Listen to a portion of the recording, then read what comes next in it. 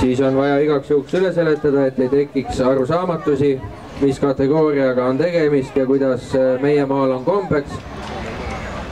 Lõigatud! Lõigatud!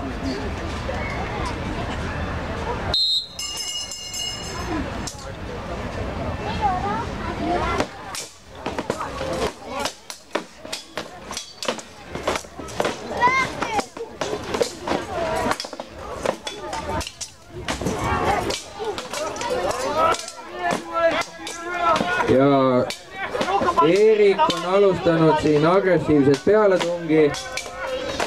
Võrdlemisi ilusad ja puhtad tugevad löögid, ütleksin selle kohta.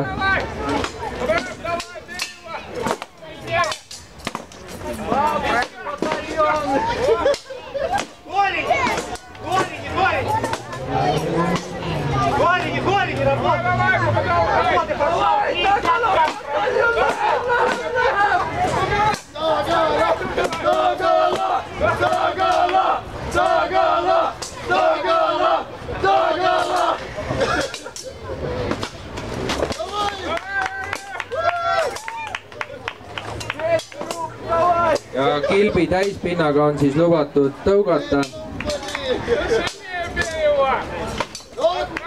Et kilbi servaga näiteks pähelöömine on väga ohtlik, seda tehakse ainult profiliigas ja seal on võitlejad teisest puust ja on ka varustusele nõuded karmimad.